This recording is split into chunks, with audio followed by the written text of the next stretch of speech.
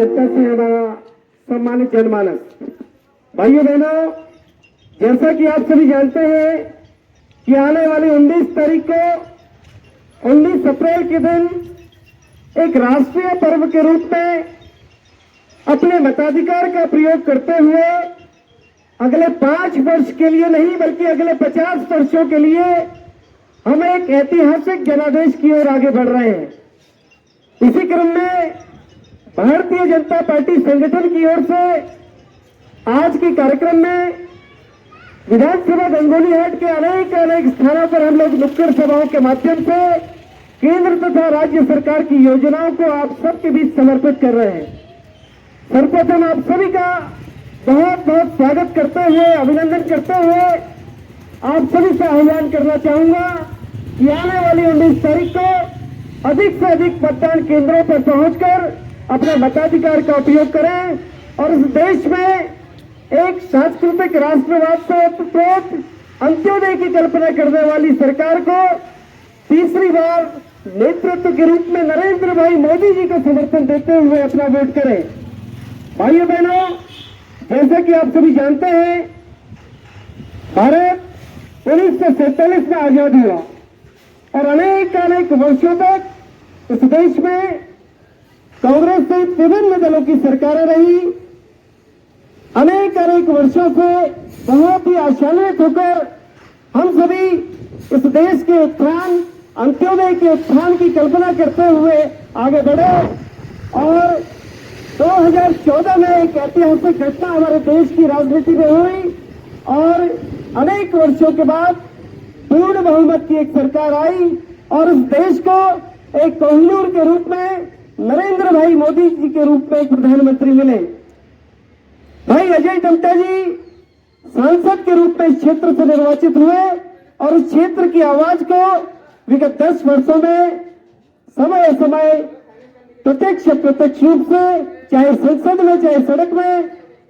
प्रत्येक सदन में, प्रत्येक मंच पर पहुंचाने का काम आदरणीय अजय टम्टा जी ने किया। इसी का परिणाम है कि एक बार पुनः आप सभी के सहयोग और आशीर्वाद से अजय टम्टा जी आप सभी के समक्ष प्रत्याशी के रूप में उपस्थित हैं और आप सभी सोशल मीडिया के माध्यम से महसूस भी कर रहे होंगे कि एक तरह से माहौल है पूरे देश में। आशान्वित होकर देश की जनता देख रही है कि ऐतिहासिक फैसले लेने वाली भारतीय जनता पार्टी की सरकार तीसरी बार इस देश में निर्वाचित होकर नरेंद्र भाई मोदी जी को प्रधानमंत्री के रूप में देखने के लिए लालायित है। सभी को मालूम है कि आने वाली 19 तारीख को इस देश के भाग्य का निर्धारण होना है और इस देश की जनता पहले से ही तय कर चुकी है कि आने वाली 19 तारीख को एक तरह से तीसरी बार देश के प्रधानमंत्री के रूप में नरेंद्र भाई मोदी जी का हम सभी समर्थन करने जा रहे हैं। किंतु कुछ योजनाओं के रूप में, कुछ विचार के रूप में भारतीय जनता पार्टी के संगठन के कार्यकर्ता होने के नाते आप सभी के समक्ष इस नुक्कड़ सभा के माध्यम से हम अपना विषय रखना चाहते हैं। दोस्तों, सबसे पहले बात करते हैं अपने इस क्षेत्र की, वेरीनाथ चौकड़ी और हमारे जनपद पिथौरागढ़, जो कि पर्यटन की अपार संभावनाओं को लिए हुए हैं। अनेक वर्षों से किस प्रकार से हमारा पर्यटन आगे बढ़े, किस प्रकार से हमारे क्षेत्र के जो पर्यटक स्थल हैं उनको विकसित करने की कल्पना की जाए, अनेक वर्षों से पक्ष विपक्ष के रूप में ये विषय चर्चा में रहे। किंतु पहली बार हम सबका सौभाग्य है कि उत्तराखंड को एक युवा मुख्यमंत्री के रूप में आदरणीय पुष्कर धामी जी प्राप्त हुए और एक युवा नेतृत्व, एक युवा सोच का ही परिणाम है कि मानस खंड जैसी योजना कल्पना के रूप में हम सबके पटल पर आई और बहुत ही सकारात्मक रूप से पिथौरागढ़ जनपद आशान्वित होकर देख रहा है कि आने वाले समय में मानस खंड योजना के तहत हमारे जो पावन मंदिर हैं, हमारे धाम हैं, उन सभी धाम को मानस योजना से जोड़ते हुए आदि कैलाश तक की योजना, आदि कैलाश तक की यात्रा की योजना राज्य सरकार के द्वारा अजय टम्टा जी के माध्यम से माननीय नरेंद्र मोदी से किया गया है और इसी का परिणाम रहा कि देश के ओजस्वी प्रधानमंत्री, जो कि एक शिव भक्त के रूप में जाने जाते हैं, उन्होंने इस बात की मंशा जाहिर की कि वे दूरस्थ सीमावर्ती क्षेत्र धारचूला जो कि चाइना नेपाल बॉर्डर से लगता हुआ है, उस क्षेत्र में प्रथम बार देश के यशस्वी प्रधानमंत्री नरेंद्र भाई मोदी जी का आगमन हुआ। और दोस्तों, ये केवल एक टूर मात्र नहीं था, ये एक केवल भ्रमण मात्र नहीं था, इसके पीछे बहुत बड़ी योजना को लेकर देश के प्रधानमंत्री जी, हमारे राज्य के आदरणीय मुख्यमंत्री पुष्कर धामी जी कार्य कर रहे हैं। मानस खंड योजना के बारे में आप सभी को बताना चाहूंगा। जैसा कि आप सभी जानते हैं कि हमारा राज्य उत्तराखंड, जो कि गढ़वाल और कुमाऊं क्षेत्र के रूप में 2 मंडलों में बटा हुआ है, जहां गढ़वाल में वर्ष भर हम लोग 4 धाम यात्रा के माध्यम से रोजगार सृजन का कार्य करते हैं, अपने राज्य को धार्मिक दृष्टि से देवभूमि के रूप में स्थापित करने का कार्य करते हैं। वहीं कहीं न कहीं अनेक वर्षों से हमारा जो कुमाऊं का क्षेत्र है, ये जो कि अपार संभावनाओं लिए हुए हैं, जहां पर जागेश्वर जैसे धाम है, जहां पर माता कोटगाड़ी का पावन दरबार है, जहां पर हाट कालिका माता का पावन दरबार है, ऐसे अनेक पर्यटक स्थल जो कि अनेक लोगों से अपरिचित है, लोगों को इसकी जानकारी नहीं है। तो इस मंशा के साथ कि गढ़वाल की ही तरह कुमाऊं क्षेत्र में भी 4 धाम यात्रा की तर्ज पर मानस खंड यात्रा की कल्पना की जाए, जिसके तहत यहाँ के जितने भी पावन मंदिर है, जिसके अंतर्गत आप सभी को बहुत ही गर्व के साथ बताना चाहेंगे कि हमारा कोटगाड़ी माता का पवित्र दरबार है, हाट कालिका माता का दरबार है, मानस खंड योजना के अंतर्गत अपना बेड़ीनाथ क्षेत्र का मंदिर है। इसके अलावा हमारे पास में 6 गुफाओं के सर्किट वाली पाताल भुवनेश्वर की श्रृंखला है, और इन सबको मानस खंड योजना से जोड़ने का एक बृहद अभियान देश के प्रधानमंत्री जी के मार्गदर्शन में चल रहा है। आपने देखा कि किस प्रकार केदारखंड योजना के तहत हमारे 4 धामों में से पवित्र धाम केदारनाथ की कायाकल्प करने का काम देश के प्रधानमंत्री जी ने किया। इसी क्रम में भाइयों बहनों, रोजगार सृजन की दृष्टि से भी हमारा मानस खंड योजना का कार्य बहुत तेजी से आगे बढ़ेगा, ऐसी कल्पना हम सभी करते हैं। जागेश्वर जैसे पवित्र धाम में कार्य प्रारंभ भी हो चुका है, और आने वाले समय में तीसरी बार प्रधानमंत्री के रूप में माननीय नरेंद्र मोदी जी जब शपथ लेंगे, तो आने वाला समय कुमाऊं क्षेत्र के लिए ऐतिहासिक होगा, कुमाऊं के लिए बहुत ही संभावनाओं से भरा होगा। आप सभी जानते हैं कि स्वास्थ्य सेवाओं के क्षेत्र में राज्य और केंद्र सरकार के समन्वय से हमारे राज्य में हम सबका सौभाग्य है कि 2 एम्स के सेंटर खुले हुए हैं। पूर्व में ऋषिकेश के भीतर एम्स का सेंटर स्थापित किया गया था। हमारे कुमाऊं क्षेत्र के गरीब जनता को ध्यान में रखते हुए देश के प्रधानमंत्री जी से माननीय मुख्यमंत्री जी का आह्वान रहा, श्रीमान अजय टमटा जी का आह्वान रहा। इसी का परिणाम रहा कि कुमाऊं क्षेत्र में उधम सिंह नगर जिले के भीतर एम्स की स्थापना होने जा रही है, और एम्स की स्थापना हो जाने के बाद हम सभी जो ग्रामीण क्षेत्र के लोग हैं, पहाड़ी क्षेत्र के लोग हैं, गंभीर बीमारियों को लेकर हमें दिल्ली नहीं जाना पड़ेगा, मुंबई नहीं जाना पड़ेगा। इसी क्रम में आयुष्मान कार्ड के तहत 5 लाख तक की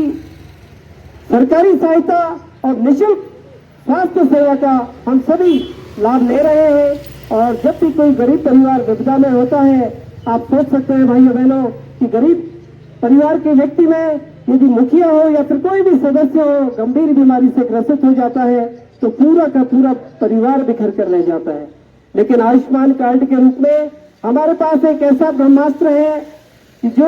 गंभीर बीमारियों से जूझने के लिए, लड़ने के लिए हम सबको बहुत ही एक तरह से वरदान के तौर पर साबित हुआ है। इसी क्रम में आप सभी के संज्ञान में लाना चाहेंगे कि आने वाले समय में आधार कार्ड को बनाने को लेकर सरकार गंभीरता से विचार कर रही है, और इसका कार्य प्रारंभ भी हो चुका है। आधार कार्ड बन जाने के बाद यदि हमारा इलाज किसी प्राइवेट हॉस्पिटल में हो रहा है या फिर पूर्व में किसी बड़े अस्पताल में हम लोग इलाज करा कर आ रहे हैं, तो बार बार हम अस्पताल बदलते हैं, तो एक तरह से ट्रीटमेंट नए सिरे से शुरू होता है। लेकिन पूर्व के ट्रीटमेंट का पूरा रिकॉर्ड मेंटेन करते हुए ऐसी एक योजना सरकार के दिमाग में है कि आने वाले समय में आधार कार्ड के माध्यम से हमें अलग अलग अस्पतालों में जाने के बाद इन सारी परेशानियों से नहीं जूझना पड़ेगा। हमारा एक क्षेत्र सेना बाहुल्य क्षेत्र है, और हमारे क्षेत्र में अनेक लोग जिन्होंने हमारे देश की सेवा करते हुए अपने प्राणों की आहुति दी है, इन सबका सम्मान करते हुए मोदी सरकार के द्वारा वन रैंक वन पेंशन जैसी बड़ी योजनाएं देश के भीतर संचालित की गई है। दोस्तों, इसी के तहत देवभूमि उत्तराखंड, जो कि बहुत ही अपनी देवालयों के साथ साथ यहाँ के बहुत ही सामाजिक शांतिपूर्ण परिवेश के लिए जाना जाता है, किंतु अनेक लोग क्राइम करने के बाद, अपराध करने के बाद इस महफूज जगह पर आते हैं। और मजे की बात यह है कि हम सब उनको मेहमान समझकर बहुत ही स्वागत के साथ उनका अभिनंदन करते हैं, लेकिन इसकी आड़ में अनेक बार अनेक संदिग्ध लोग भी हमारे क्षेत्र में आते हैं। हम सबका सौभाग्य है कि हमारे उत्तराखंड के माननीय मुख्यमंत्री श्रीमान पुष्कर धामी जी ने पहली बार पूरे देश में यूसीसी लागू करने में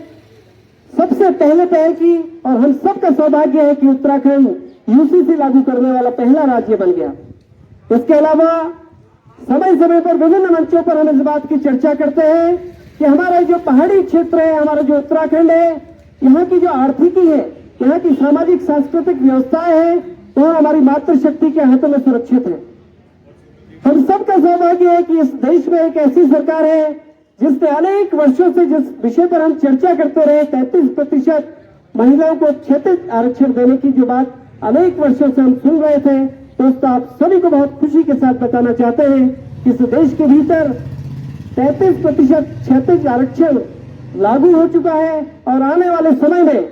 हमारी जो पंचायतें हैं, हमारी जो प्रशासनिक इकाइयां हैं, उसमें हमारी मातृशक्ति का 1/3 का प्रतिभाग होगा और स्वाभाविक रूप से यहाँ की संस्कृति को, यहाँ की सामाजिक व्यवस्थाओं को, यहाँ के लोगों के संघर्ष को हमारी माता बहनें समझती है। यदि वे हमारी प्रशासनिक इकाइयों के मुखिया के रूप में आती है, यदि वे हमारी जनप्रतिनिधि के रूप में आती है, तो जाहिर तौर पर वे हमारी समस्याओं को सदन से लेकर विभिन्न मंचों तक पहुंचाने का कार्य करेंगी। इसके लिए मोदी सरकार का हम बार बार अपने क्षेत्र की ओर से कोटि धन्यवाद व्यक्त करते हैं। इसके अलावा दोस्तों, रोजगार को लेकर बार बार हम लोग चर्चा करते हैं विभिन्न मंचों से, और विगत दिनों आपने देखा कि 1 नहीं 2 नहीं 3 बार ग्लोबल समिट के माध्यम से देश विदेश के अनेक इन्वेस्टर्स को हमारे देश के ओजस्वी प्रधानमंत्री जी ने संबोधन दिया। माननीय मुख्यमंत्री के आह्वान पर उत्तराखंड जैसे छोटे राज्य में 3 बार इन्वेस्टर समिट हुआ,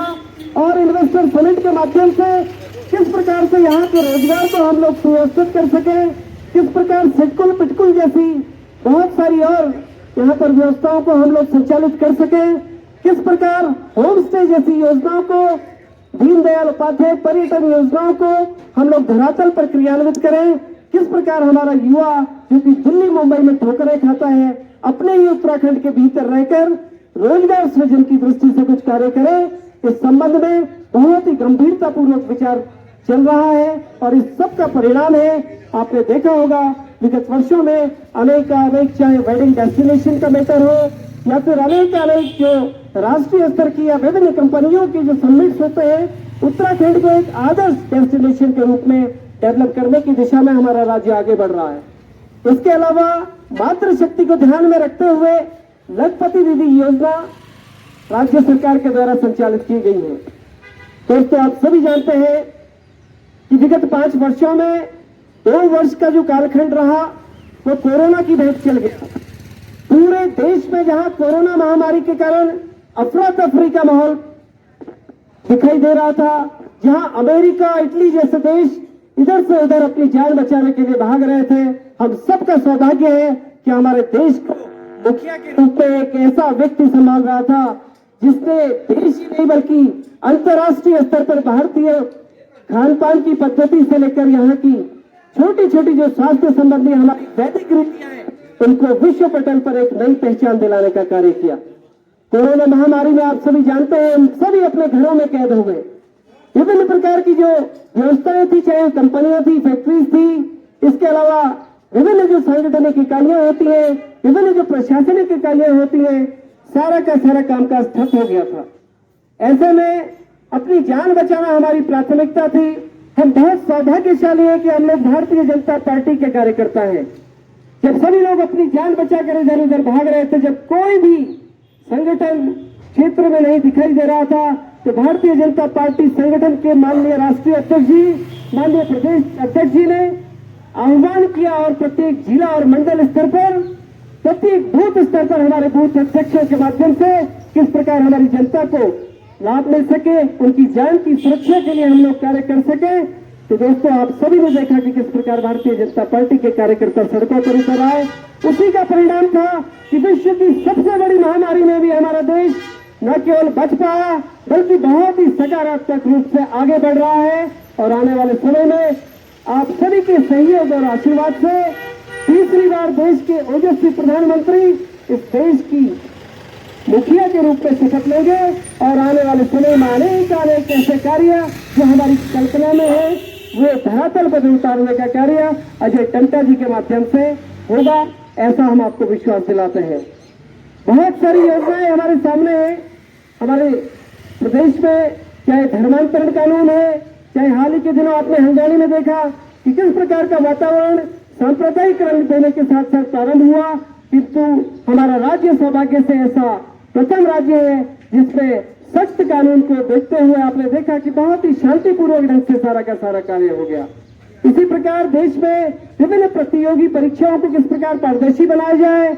हमारे जो युवा साथी हैं किस प्रकार से वे आगे बढ़ सके स्वावलंबन की ओर। आत्मनिर्भर योजना के तहत बहुत सारी लोन स्कीम चल रही है, बहुत सारी योजनाओं का लाभ हमारे युवा साथी कर रहे हैं। इसके साथ ही आप सभी देखते हैं कि 108 जैसी सेवा की तरह पशुपालन विभाग के द्वारा भी सचल वाहन के माध्यम से हमारे क्षेत्र में सेवा का हम लोग लाभ ले रहे हैं। विशेष रूप से बेरीनाग और अपना चौकोड़ी का जो क्षेत्र है, होम स्टे योजना के तहत बहुत सारे युवा साथी मेरी तरह होम स्टे योजना का लाभ ले रहे हैं और अनेक पर्यटक हमारे क्षेत्र में आ रहे हैं। किंतु उनकी संख्या कैसे बढ़ाई जाए, इसकी कल्पना करते हुए मैंने आपको बताया कि मानसखंड योजना के तहत आने वाले समय में हमारी जितनी भी सड़कें हैं उनके चौड़ीकरण का कार्य प्रक्रिया में है, गतिमान है। और चाहे कांडा से लेकर उडियारी तक की रोड हो या फिर अल्मोड़ा से शेराघाट होते हुए ओगला तक का ये राजमार्ग हो, ये सारे के सारे राजमार्ग आने वाले समय में चौड़ीकरण के साथ साथ हमारे क्षेत्र के पर्यटन को लाभ देने में महत्वपूर्ण भूमिका अदा करेंगे, ऐसी आशा हम लोग करते हैं। इसके अलावा आप रोज देखते होंगे कि हमारे सिर के ऊपर से निरंतर मुंशियारी से देहरादून, देहरादून से मुंशियारी हेली सेवा प्रारंभ की जा रही है। यदा कदा कई लोगों को हम लोग कहते सुनते हैं कि भाई ये चुनाव के कारण शायद ये हेलीकॉप्टर चल रहा है, लेकिन दोस्तों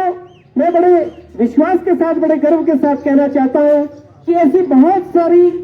बातें हैं, ऐसे बहुत सारे उदाहरण हैं जो हमको कल्पना लगते थे। इस देश के भीतर 500 से अधिक वर्ष तक प्रभु राम के मंदिर के लिए हम लोग संघर्ष करते रहे। पहली बार इस देश में एक ऐसी सरकार आई जिसने न्यायिक प्रक्रिया का सम्मान करते हुए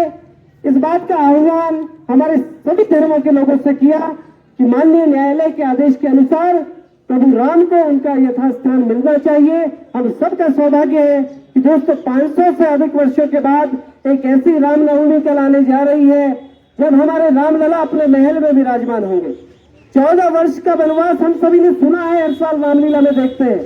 500 से अधिक वर्ष का वनवास भोगने के बाद कल की रामनवमी का पावन पर्व हम सब के लिए बहुत ऐतिहासिक है, क्योंकि प्रभु राम कल पहली रामनवमी में अपने खुद के महल में स्थापित होंगे। इसी क्रम में धारा 370 हमारे बहुत सारे लोग समझ नहीं पाते।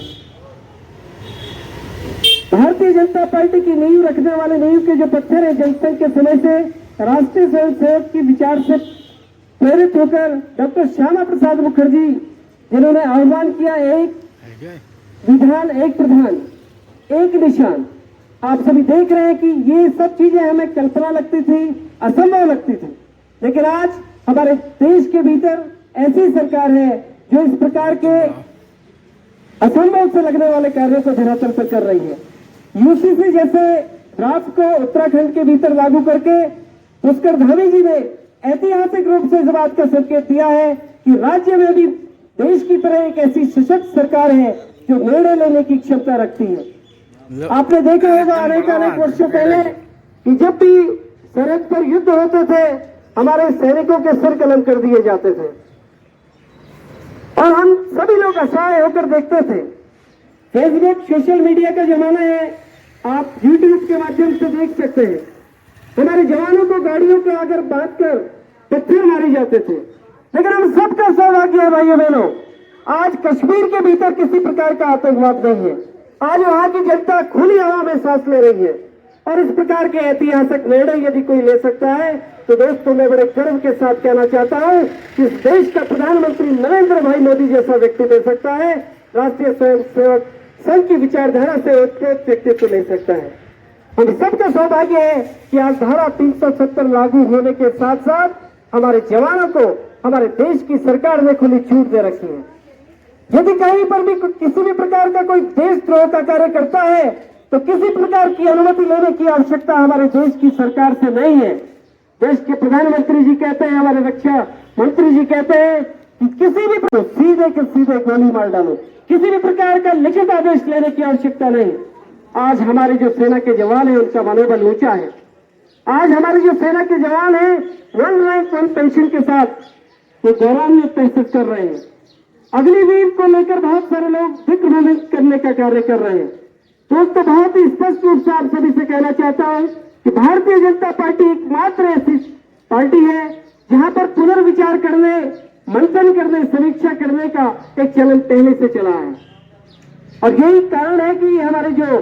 सम्मानित मुख्यमंत्री जी हैं, माननीय मुख्यमंत्री जी ने देश के रक्षा मंत्री जी के समक्ष एक पत्र लिखा कि माननीय रक्षा मंत्री जी, हमारा एक क्षेत्र उत्तराखंड, हमारी देवभूमि उत्तराखंड, जिसके घर घर में एक फौजी पैदा होता है, यहाँ की विषम भौगोलिक परिस्थितियों को देखते हुए अग्निवीर जैसी योजनाओं में उत्तराखंड के भीतर के जवानों या फिर इसी प्रकार के पहाड़ी जो हमारे क्षेत्र हैं या फिर पूरे ही देश में अग्निवीर जैसी योजनाओं में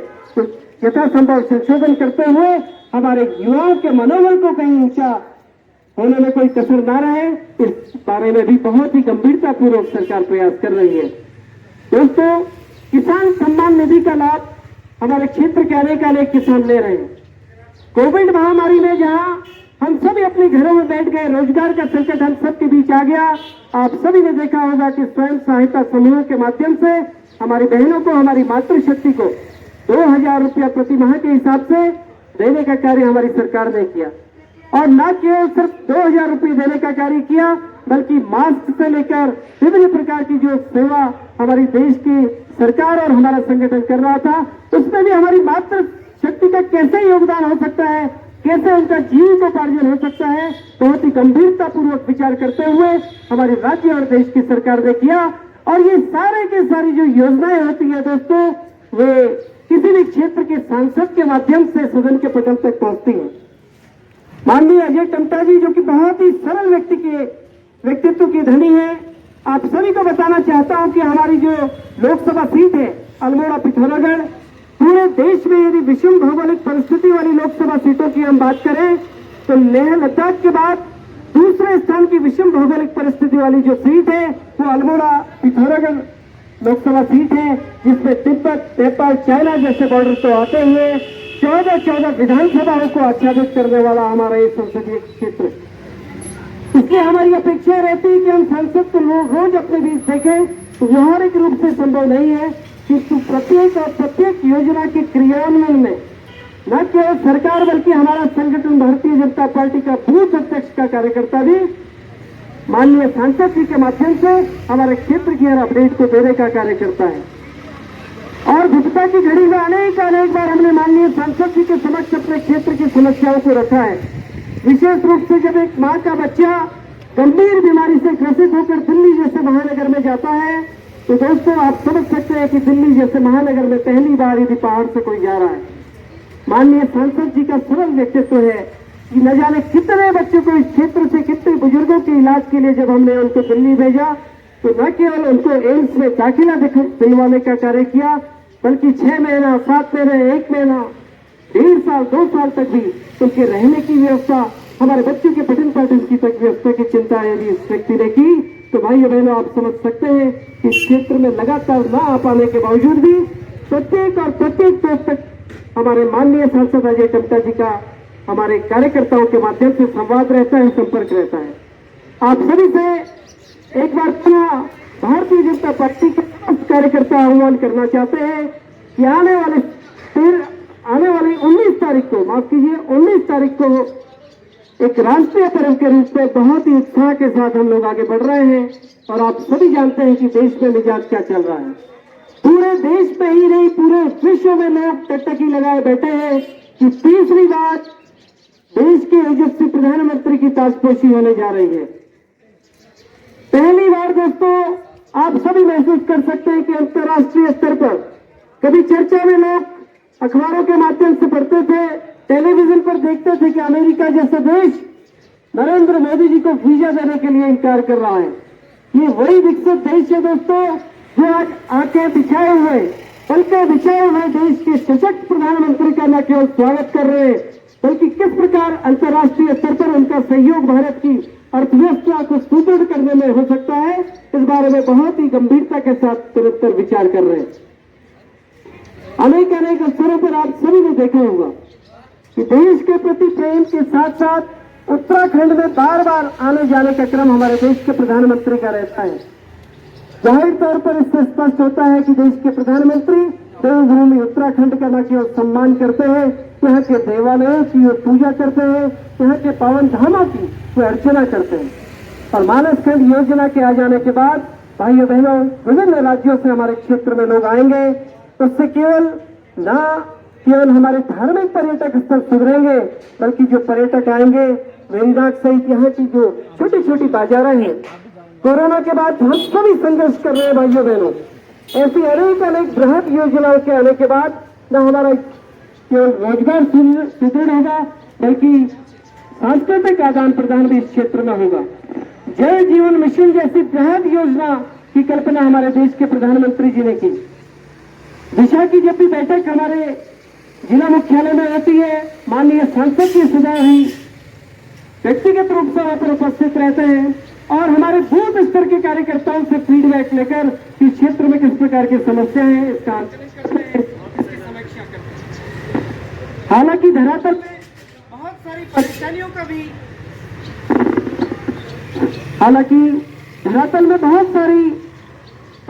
का भी सामना अभी करने को मिल रहा है क्योंकि इतनी बृहद योजना है, हर घर तक नल पहुंचाना है और उस नल के भीतर जल पहुंचाना है। तो व्यवहारिक रूप से हम सबका भी कर्तव्य है, चाहे जनप्रतिनिधि के रूप में, चाहे क्षेत्रीय सामाजिक कार्यकर्ता के रूप में, और मैं तो कहता हूं एक नागरिक के रूप में भी हम सबका कर्तव्य है कि हमारे देश की सरकार की मंशा को समझते हुए हर घर तक जल पहुंचाने की, हर घर तक मुफ्त राशन पहुंचाने की जो कल्पना देश के प्रधानमंत्री जी ने की, उनकी यही संकल्पना थी कि कोरोना महामारी के बाद मेरे देश के नागरिकों का मनोबल कहीं कम ना हो, इस बात को ध्यान में रखते हुए निर्धारित समय तक मुफ्त राशन की व्यवस्था की ताकि निराश्रित किस्म के जो हमारे गरीब वर्ग के लोग हैं उनको सहारा मिले, वे अपने जीवन में सकारात्मक रूप से आगे बढ़े। ऐसी अनेक योजनाओं को आप सबके समक्ष हम सभी रखना चाहते हैं किंतु समय का अभाव है और आज से 2-3 दिन के भीतर ही देश की किस्मत का फैसला हम करना चाहते हैं। और मैं आपने कहा कि हम 5 साल के लिए सरकार नहीं बना रहे हैं, आपका एक वोट केवल 5 साल की नीतियों का निर्धारण नहीं करने वाला है बल्कि आपके एक वोट से अगले 50 वर्षों की भारत की तस्वीर और इसलिए एक बार पुनः आप सभी से आह्वान करना चाहेंगे कि आने वाले 19 तारीख को वोट देते समय इन सभी लोक कल्याणकारी योजनाओं को ध्यान में रखते हुए हमारे देश की जो सेना है उनके मनोबल को ध्यान में रखते हुए हर घर जल जैसी योजनाओं को ध्यान में रखते हुए ऐसी अनेक योजनाओं को ध्यान में रखते हुए और सबसे पहले हमारे देश को ध्यान में रखते हुए आप सभी 19 तारीख को इस देश को एक सशक्त सरकार देने की दिशा में मतदान करेंगे। आप सभी का भारतीय जनता पार्टी बहुत बहुत धन्यवाद ज्ञापित करती है और आप सभी से निवेदन करना चाहती है कि माता कोटगाड़ी का आशीर्वाद आप सभी पर बना रहे, वेणीनाथ जी का आशीर्वाद आप सभी पर बना जाए, आज कालिका माता का आशीर्वाद आप सभी पर बना रहे। आइए हम सभी मिलकर 19 तारीख को अधिक से अधिक संख्या में बूथों पर जाकर देश के यशस्वी प्रधानमंत्री को तीसरी बार एक सशक्त सरकार बनाने की दिशा में अपनी भूमिका निभाएं, सहयोगी बनाएं। आप सभी का बहुत बहुत धन्यवाद। भारत माता की जय। धन्यवाद हरीश चौपाल जी, आपके ओजस्वी भाषणों ने माननीय प्रधानमंत्री जी के हर उस विकास बिंदु को छूने का प्रयास किया जो इन्होंने 10 वर्षों में किया है। आपके इस ओजस्वी भाषणों को सुनकर अवश्य ही जनता भारतीय जनता पार्टी के पक्ष में मतदान करने का मन बनाएगी। आज इस नुक्कड़ सभा के माध्यम से भारतीय जनता पार्टी का बृहद कार्यक्रम सभी जगह किया जा रहा है। इस अवसर पर हमारे साथ में हमारे मंडल के पूर्व अध्यक्ष महेश जी हैं, हमारे मंडल के महामंत्री मंजुल महेश्वर जी और हमारे मंडल के सोशल मीडिया प्रभारी राजू बाबला जी हैं और हमारे मंडल में कार्य कर रही मोहनी देवी जी हमारे साथ हैं। हमारे मंडल के अनुसूचित मोर्चे के अध्यक्ष हीरा भाई हमारे साथ हैं और दीपक बाबला जी हमारे साथ हैं। आप सभी सज्जनों का और सम्रांत जनता का हार्दिक धन्यवाद कि आपने हमारे साथ सहयोग दिया और हमारे कार्यक्रम को अपना माना। और आगामी 19 तारीख को आप सबसे उम्मीद है कि आप ज्यादा से ज्यादा संख्या में माननीय नरेंद्र मोदी जी को पुनः प्रधानमंत्री बनाने के लिए माननीय अजय टम्टा जी को सांसद बनाएंगे। धन्यवाद।